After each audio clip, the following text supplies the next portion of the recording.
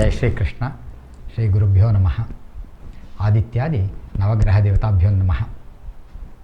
ಪ್ರಿಯ ವೀಕ್ಷಕರೇ, ನಾನು ಕೃಷ್ಣಕುಮಾರ ಶರ್ಮಾ, ನಿಮ್ಮ ವಿಶ್ವಾಸಿತ ಜ್ಯೋತಿಷ್ಯ ಮಾರ್ಗದರ್ಶಿ.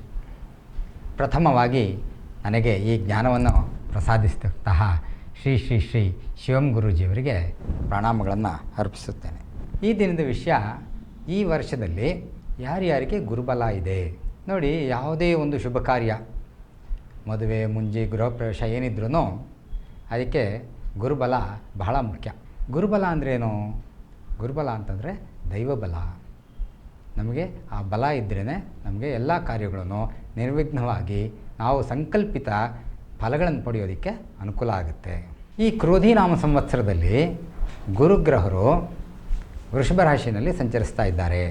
ಆದರೆ ಈ ಮೇ ತಿಂಗಳು 7ನೇ ತಾರೀಕಿನಿಂದ ಜೂನ್ ತಿಂಗಳ 5ನೇ ತಾರೀಕುವರೆಗೆ ಗುರುಗ್ರಹರು ಅಸ್ತರಾಗಿದ್ದರು. ಆ ಸಮಯದಲ್ಲಿ ಶುಭ ಕಾರ್ಯಗಳನ್ನು ಮಾಡೋ ಹಾಗೆ ಇಲ್ಲ, ಮಾಡೋದಕ್ಕೆ ನಿಷಿದ್ಧ. ಯಾಕೆಂದರೆ ಗುರು ಅಸ್ತರಾಗಿದ್ದರೆ ಗುರುಬಲ ಇರೋದಿಲ್ಲ. ಈಗ ಯಾವ್ಯಾವ ರಾಶಿಯವರಿಗೆ ಗುರುಬಲ ಇದೆ ಈ ಕ್ರೋಧಿನಾಮ ಸಂವತ್ಸರದಲ್ಲಿ ಅಂದರೆ, ಮೊದಲನೇದಾಗಿ ಮಿಥುನ ರಾಶಿ, ಕನ್ಯಾ ರಾಶಿ, ವೃಶ್ಚಿಕ ರಾಶಿ, ಮಕರ ರಾಶಿ ಮತ್ತು ಮೀನರಾಶಿ. ಈ 5 ರಾಶಿಯವರಿಗೆ ಈ ವರ್ಷ ಗುರುಬಲ ಇದೆ. ಈ ರಾಶಿಗಳಲ್ಲಿ ಜನ್ಮಿಸಿರ್ತಕ್ಕಂಥವ್ರಿಗೆ ಮದುವೆಗಳನ್ನು, ಮುಂಜಿಗಳನ್ನು ಮಾಡಬಹುದು. ಅವರಿಗೆ ಗುರುಬಲ ಚೆನ್ನಾಗಿದೆ ಅಂತ ಹೇಳ್ತೆ. ಹಾಗಿದ್ರೆ ಈ ಗುರುಬಲ ಒಂದಿದ್ದರೆ ಸಾಕ ಶುಭ ಕಾರ್ಯ ಮಾಡಬಹುದಾ ಅಂದರೆ ಹಾಗಾಗೋದಿಲ್ಲ. ಜಾತಕಗಳನ್ನು ನೋಡಬೇಕಾಗುತ್ತೆ.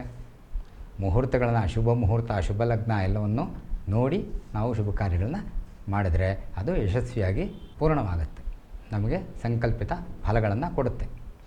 ಅದಕ್ಕಾಗಿ ನೀವು ನಿಮ್ಮ ವಿಶ್ವಾಸಿತ ಜ್ಯೋತಿಷ್ಯ ಮಾರ್ಗದರ್ಶಿಗಳನ್ನ ಭೇಟಿ ಮಾಡಿ. ಶ್ರೀ ಗುರುಭ್ಯೋ ನಮಃ. ಜೈ ಶ್ರೀಕೃಷ್ಣ.